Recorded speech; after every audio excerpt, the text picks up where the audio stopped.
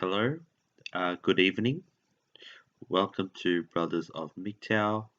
I be your host, a brother of MGTOW, and this is episode 21. If you want to know what this video is about, I'll give you a hint. Think of this color. Okay. So,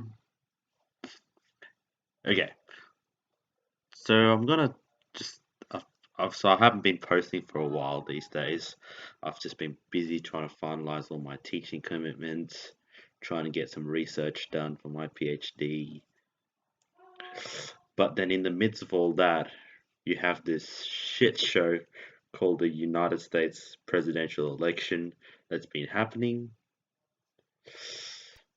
I'm happy that Trump won, and that will be the topic for today. Red signifies the Republican Party. The Republican Party has won the trifecta. Donald Trump is now president of the United States. Well, as of January 20, which is my birthday, by the way.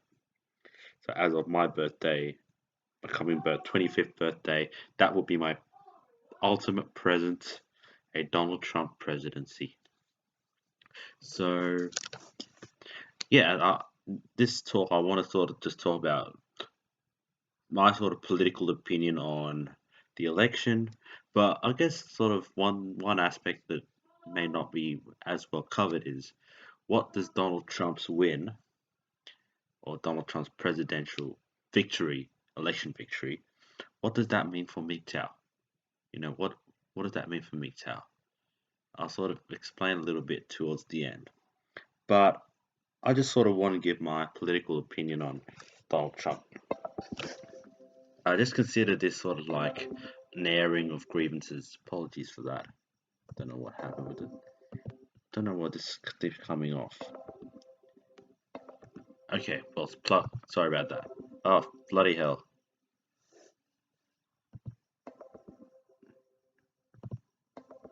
I'll just, I'll just take this off. Okay. Hold it.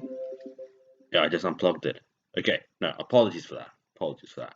Okay, so Donald Trump is now the president of, well, the president elect of the United States of America, obviously pending the December, I guess. So we now have the makeup of what the Electoral College looks like. Now it's up to them to vote for the president in December. But it looks like Donald Trump will formally be inaugurated on January 20. And 99% of the time, whoever gets elected as the president, whoever gets the most electoral college votes, will win the election. It's just statistically impossible right now. And yeah, first of all, it's a big shock. Oh no, it's not. It's not. I'm not surprised. I predicted Trump gonna win. I predicted that Trump's gonna win. It's it's sort of like Brexit was a bit of a shock to my system. But that was still what my sort of like my really blue pill days. So like, how did Brexit come to be? But then when you sort of analyze sort of things over the next few months between Brexit and Trump, this sort of what got me into MGTOW, I guess. I don't know how I'm going back, but what got me studying MGTOW is just this fervent opposition to the whole feminist movement. And I just thought, feminism, MGTOW, obviously they're natural opponents in a way. We know that feminism and MRA are sort of that's the main battleground in gender politics right now. But MGTOW also opposes a lot of things that feminism preaches. Although we are sort of more distant, we try to keep our distance as much as possible. Yeah, so and this whole feminist movement, this whole bullshit ideology led me to sort of having this strong, fervent hatred of the SJW movement, which is related because the feminist movement is a subset of the SJW movement. So after sort of studying that, I can now sort of see why Brexit happened. And based on what I saw with Brexit, I sort of thought, you know what? I just think Trump's going to win this. Something just tells me, and at the time as well, I was introduced to guys like Milo Yiannopoulos, um, Paul Elam, Janice Fiamengo.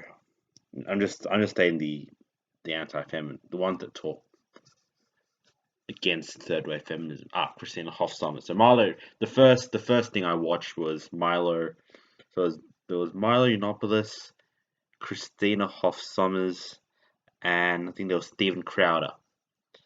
Although he doesn't talk a lot about feminism, he's more an anti-SJ. He's a conservative, but he speaks out more against the whole SJW movement. And I mean, their opinions really hit me. You know,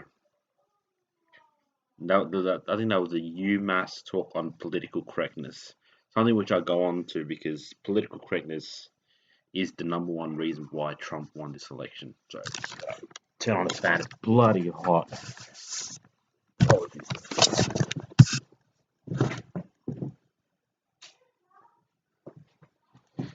Ah. All right. Yeah. So something that I'll touch on obviously is something called political correctness, which is basically the number one reason why Donald Trump won. And obviously there's a link between, this whole idea of political correctness and this whole, feminist movement leading to all these different strands of men's movements, MRA, MGTOW, anti-feminist, and so on. So, yeah, so as I said, I sort of watched them and I thought this really attracted me. So I decided to study a bit more. And I kept going and going. And I realized, this is sort of, again, back in the blue pill days. So. Okay. So back in my blue pill days, I sort of thought, I sort of believed the hype mentality, Trump's a racist, Trump's a sexist, he's an Islamophobe, he's a misogynist, chauvinist, all these stuff. And then when you sort of look deeper, and this is sort of once I got a bit more red pilled, I sort of noticed, I looked deeper, and I sort of look at what racist things did he say? What things did he say specifically to incite hatred? And you have to analyze and this is something that I'm good at, being a mathematician. So I can analyze word for word, parts of words, or not parts of sentences, and actually dissect to see what things actually mean. And I guess this is sort of what got me disillusioned in a way. This sort of completed my red pill transformation. Sort of, what things did he say incited hatred, not just hatred, but racism, sexism, misogyny. Where exactly did he say those things? I mean, the best example one sort of, he wants to ban Muslim immigration, right? I'm Muslim myself, but obviously I got certain reservations. I'm not going to make it public. But let's just say I'm a Muslim, but I'm saying, when you say ban Muslim immigrants, ban Muslims from entering this country, America, what he's sort of saying is we're all confused about what's happening, with ISIS, with just radical terrorism in general, ISIS is obviously the biggest player in that radical Islamic terrorism group. So when I look at that, it's sort of like what what does he actually mean? Does he actually hate Muslims? Once I sort of look at it, no, he doesn't hate Muslims. He's not inciting hatred. What he's sort of saying is, I need to put my country first. I don't want my country to have another 9/11. And with ISIS becoming bigger and bigger and bigger, with all these Syrian, well, let's call it economic migrants, because they're not refugees. They're not coming from, well, they are coming from war-torn land, but they are not under threat of persecution, not the inverted commas. These Syrians migrating to Europe, he doesn't want that situation to happen. He doesn't want an influx of refugees into America. You know, as a conservative, he wants to strengthen his country's borders. Likewise, I believe that in my country, like the current Prime Minister, conservative Malcolm Turnbull, he wants to strengthen the country's borders by turning back all the boats.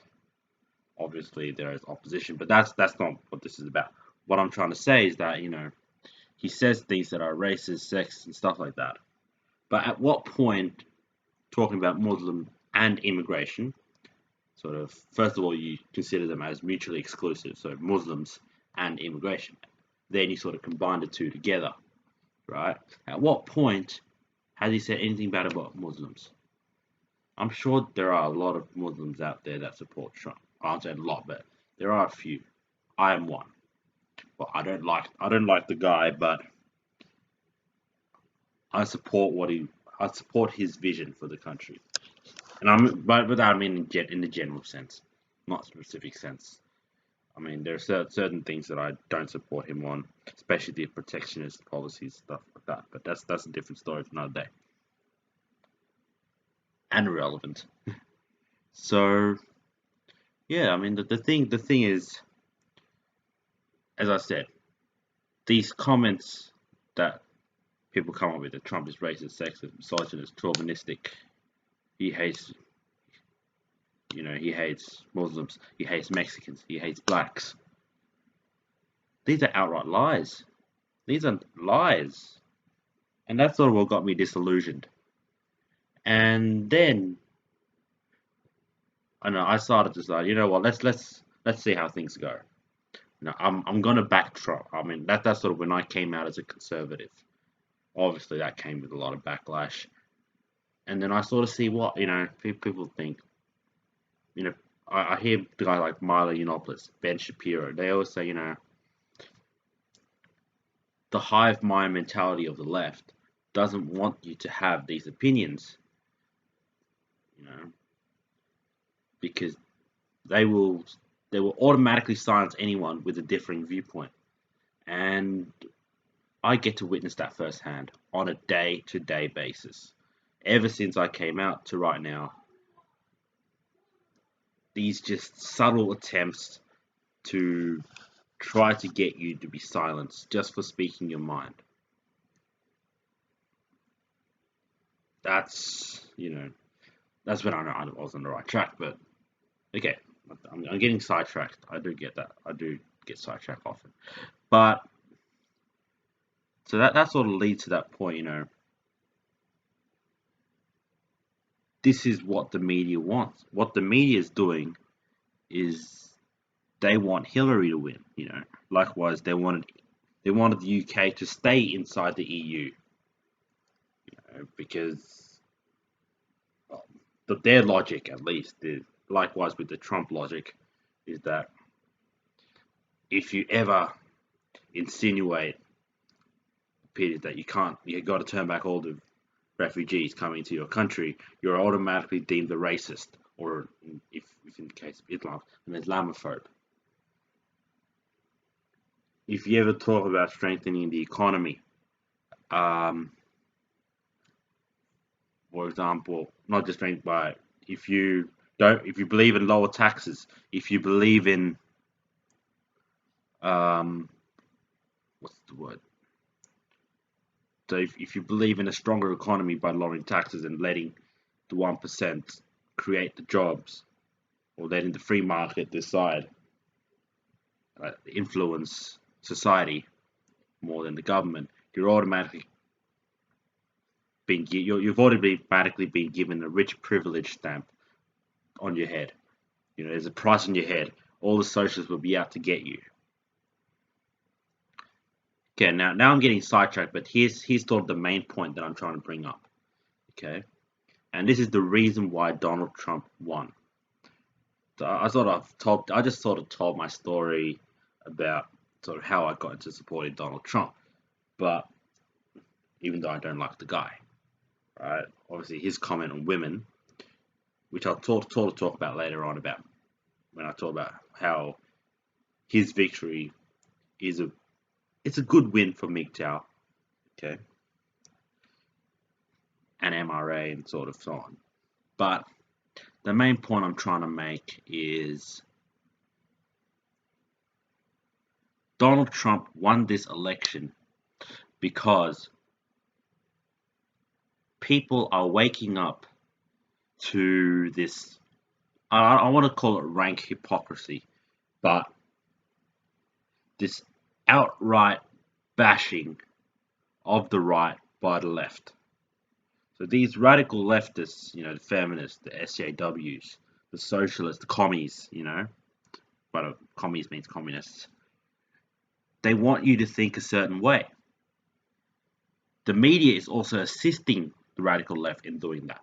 They want you to think a certain way, and if you ever go off reservation, they'll throw you under the bus. They'll call you every name in the book. So the reason why I believe Donald Trump won, as I said, so people like me are waking up to this reality that, what? These people are trying to get you to think a certain way, and then when you start analyzing the truth, it's not what you make it out to be. We're all disillusioned, right? But furthermore than that, sort of when you go off reservation, they start the name calling, the emotional manipulation, the threats, the shaming.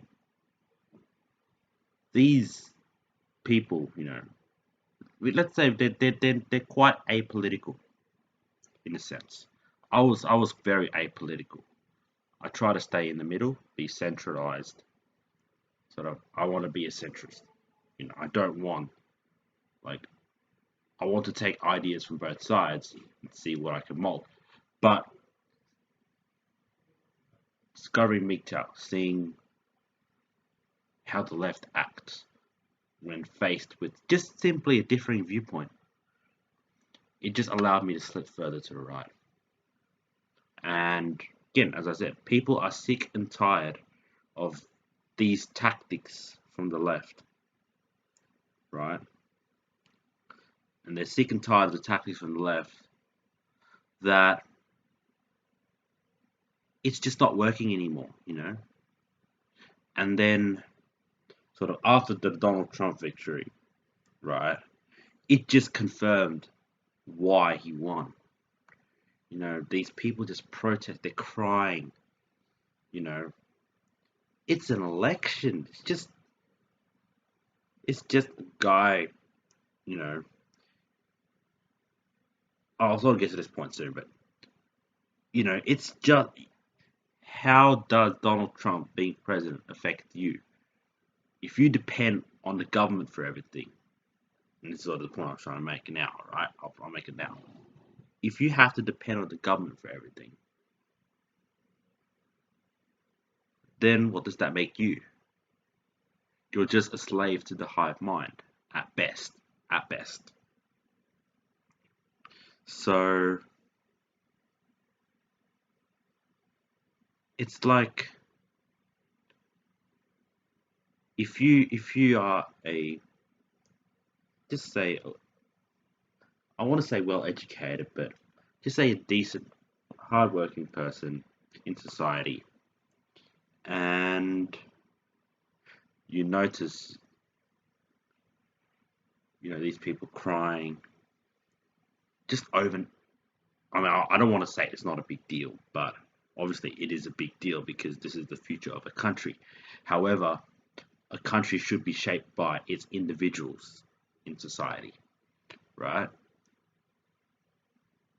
The question becomes, if is your individual morality not strong enough to understand that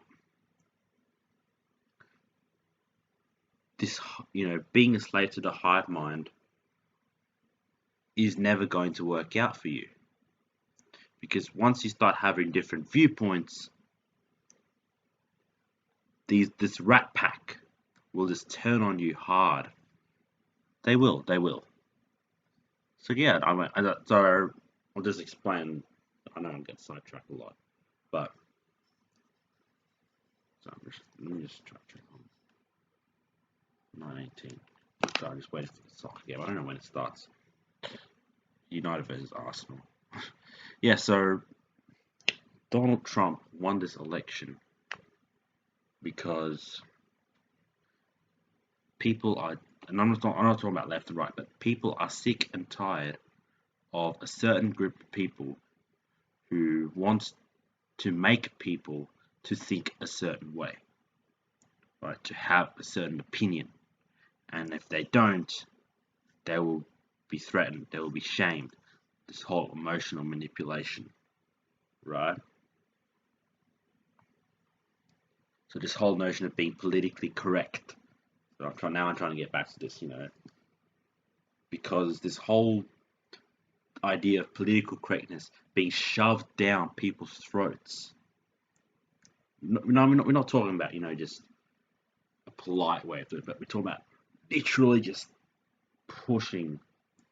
It's like pushing the whole banana unpeeled into a person's mouth without mercy. That is what is happening, and people are sick of that. And Donald Trump is sort of this breath of fresh air. He screams politically incorrect. You can tell very easily by his discourse, how he talks. It's, again, I'll explain about the tapes later on. The 11-year-old, whatever that is, whatever that means. These.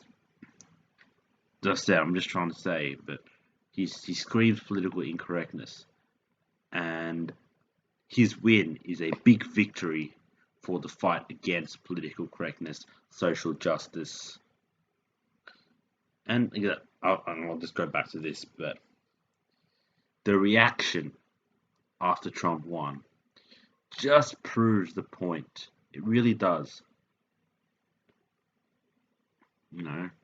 What people are sick and tired of, they're still preaching it. They're still preaching this. So mom's just, yeah. So this whole idea that we are being forced to think a certain way, and if we don't, we'll get threatened. We've had enough. We've had enough. So therefore, it's like, you know what? Let's not go down this road again. We need to vote Trump. We want to vote Trump on the basis that. Sorry, my mom's just writing stuff. Okay. So we need to vote Trump on the basis that he will put political correctness where it rightfully belongs, in the incinerator. Is that what you call it? You know when you put something in the bin and then it goes to landfill and then it sort of gets burned up. I think that's how we do it. Yeah. It needs to be put in that incinerator. It needs to be burned. So if you have a paper which represents political correctness, burn that piece of paper, throw its ashes into the sea.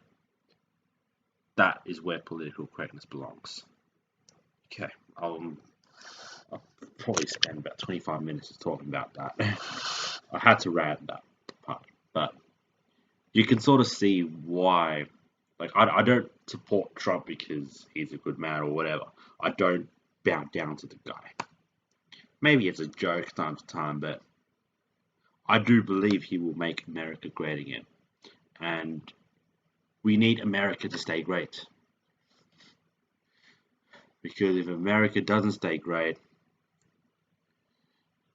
we fall back to China. China. Communist country. The world will go to the dogs if America falls. Right now. And that's why I sort of believe, we need Trump to be president in order to make America great. Okay. So I'll sort of want to end on a sort of a more MGTOW note. What does this mean for MGTOW? So you could replace a lot of what I said and sort of talk about MGTOW. Donald Trump is good for political incorrectness, right? This whole idea of emotional manipulation from the left, right? People are getting found out by the second just for doing these things. There is already a fight back and forth. Likewise with MGTOW, sorry, just need to check something. That's my mom, usual. My mom just wants to talk. I'll talk to my mom after I finish this. Yeah, okay, so where was I? Alright, how Donald Trump's victory is good for MGTOW. I sort of want to try to pin this down in one sentence. So I'm just trying to collect a few thoughts. So as I said, this idea that there's this emotional manipulation from the left that allowed Trump to win, People are getting found out for it, when we talk about women, and how they emotionally manipulate men to get what they want. Now they're getting found out, The feminist movement is getting found out by the minute. So I guess it's a big win for MGTOW because I think his victory sort of, sorry, I'm just trying to get the right word, but his victory is good for the men's movement in general, any men and men's movement, because I guess what we call the liberal resistance or the leftist resistance, I should say, to these men's movements, MRA, MGTOW, anti-feminism, it's harsh. It's harsh, and I just hope that sort of within the next 4 years of Trump's presidency, hopefully 8, but let's stick to the 4 years that he's allocated to, with the Republican majority in the House of Reps and the Senate, which is a huge deal, right? Because then all your executive and legislative powers are pretty much sorted. You just now need to worry about having a good judiciary process. That comes probably with the 9th Supreme Court Justice nomination. Don't know what's going to happen there. That's not an issue for MGTOW. But what I'm trying to say is that this landmark event, November 8 in America, so it's November 9 in Australia, it was a landmark day for the men's movement, because I think what we can see now is a good airing of grievances with both sides, at least with our side now. Our voices are now beginning to be heard. People are these lies that people say are getting exposed. So yeah, and then sort of what I want to talk about now is sort of the tapes to finish off, because that's sort of a relevant concept to MGTOW. So this idea, that 11 years ago, Trump said some stuff about grabbing women by their private parts. I try not to say certain graphic detail, but grabbing them by consent, you gotta be careful. because he said they'll let me do it when you're rich, just highlights the notion that MGTOW was right on female nature. MGTOW is always right on female nature. I mean, the idea obviously don't go grabbing women's pussies, don't go grabbing women's private parts at will, right? In fact, but what he's trying to say is that they will let you do it if you got the looks, money, and status. They will. Take my word for it if you don't believe me. Women will let you do anything to them if you got looks, money, status. At least one of the three. So that's sort of what we're trying to say. And this notion of obviously hypergamy that, let's say a woman's with a man and you're this Donald Trump guy, alpha male guy that comes round, like you want to grab it by the private parts. She'll let you do it if you flash the cash. If you're of high status, she'll let you do it. She wants some of it. She wants you to invest in her. This is the problem now, and I was just reading, so I sort of want to finish on 2 points. I'm trying to remember the second one, but this point that I want to sort of make is Donald Trump has this view that realistically women view themselves as prizes, right? And I think MGTOW is sort of saying, you know what, women are worth nothing to us. At least modern, women these days. Women these days, let's say in my age bracket, let's say 18 to 30, women these days in that age bracket are worth nothing. Let's use their strategy of, you know what? Let's view ourselves as the prize. Let's as men, let's view ourselves as the prize. They've got to go find us. If they don't, see ya. We don't care. We really don't. And that's how we should be thinking, right? We want to view ourselves as a prize. So they sort of realize, you know what, we fucked up. Something like that, We're trying to beat them at their own game. That's sort of what Donald Trump sort of exposed in one sense, right? And yeah, I mean, you expect this whole response from the women, most women. Okay, I'll talk about this response that I had with sort of a lady friend of mine. She's way past the ball, by the way, but you just hear a lot of them, oh, that's sexual assault, Well, if it's by consent, it's not sexual assault, you idiot. He's a misogynist. If he openly incites hatred on women, that's misogyny. But at what point do you think what he's saying is misogynist? What he is saying is merely just stating the reality of the situation. MGTOW was right on this. On the fact that women will let you do anything if you've got the looks, money, and status. They will deny it. Women will deny it. Because they just don't care. They really don't. And yeah, that's sort of the point that I sort of wanted to make, Now, just to finish off, I know I've said this 3 times. I'm going to finish off with this. Something just came up to my head, and it's sort of something that I sort of want to state at the end. So I guess a question that I get asked sometimes is, as a MGTOW, what is your utopia?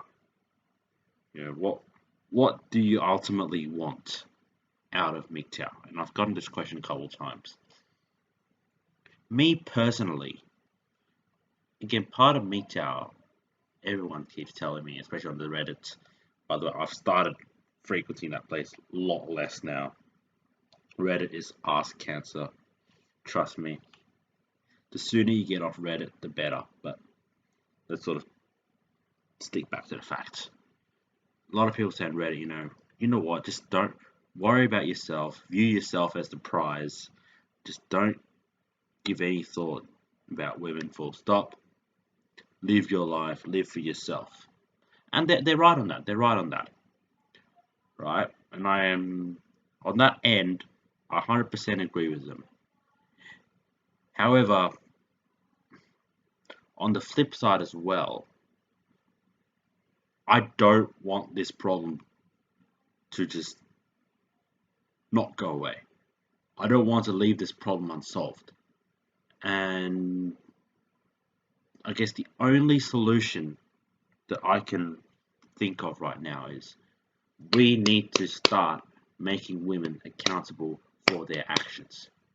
What we've created now is just a generation of shameless women who will do anything to get their way. And what we need to do now is sort of say, you can do that, right? But there are consequences down the road. If you're going to accept the consequences down the road, we have no problem. If you're not going to, huge problem. You need to be held accountable for any action that you create. You need to understand that every action has a consequence, and you need to either accept it or deal with it. And we've created this, we've gone too far down the road now where we've let women just get away with everything, right? This is why MRA and MGTOW exist. This is why there is strong opposition to, I guess, what we call equality for men and women, which is not feminism, by the way.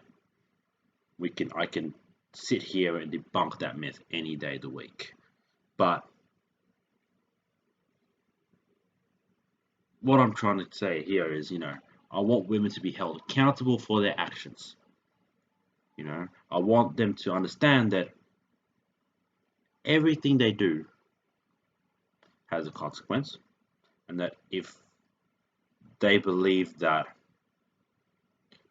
they can do whatever they want just because they've got female private parts, then go screw yourself. This is why women hit the wall. They believe that they're this entitled snowflake, and that when things come crashing down in a heartbeat, it's too late for them. This is the problem. I don't know what else to say. This is what I want. What I want is just for women to understand that I want. A lot of MGTOW will probably screw. They'll probably rip into me for this. They'll give me a lot of shit for this. But the thing is, I have my own opinions. I have my right to express them. I want a more harmonious balance between men and women. Right now, what's happening is I've mentioned this few episodes, multitude episodes ago. We've created this imbalance where women are far more superior than men. And if you ever disagree with that, I can again debunk that any day of the week. We have this notion imbalance where women are far more superior than men. And well, it's been like that for a bit, but with the third wave feminism stuff, it's just gone out of whack. This is why MRA, MGTOW exists. So, yeah, I want more. Ultimately, I want women to be held accountable for their actions, and for them to form at least one half of a more harmonious relationship between men and women. That's it. Nothing else. So yeah, I'm gonna end it here. And just one more thing. I am planning to go to a Sydney screening of the Red Pill movie. I think it's on December the 3rd here. It's a Saturday. I think it's like Saturday 2 weeks from now. Obviously, don't spoil it for me. Number one, and number two, I just want to, if you can comment down below, what do you think of the Red Pill movie? You know, you don't have to give me specific things, but I just want to know what are the general thoughts of it. What are the things, like what ideas do I need to look out for? I'm planning to go here and I want to learn. I'm not watching this movie just for the lols or just for just to confirm. I'm here to learn. I want to learn about what MRAs think, what feminists think. How can we get a common ground between the two? And just want to learn what are the issues that are being addressed here. Okay, so I'm probably gonna finish up here because I've got a few things to do. So yeah, thanks a lot for watching, guys. Sorry to bear with me with this rant. I just haven't made a video in so many weeks, and I'm just way out of it at the moment. I'm still getting sidetracked here and there. I realize I've only been making this for a couple of months. Then sort of when you take sort of a 2-3 week break, you get very rusty. But yeah, I'm gonna stop it here. Thanks for watching, and go MGTOW, guys.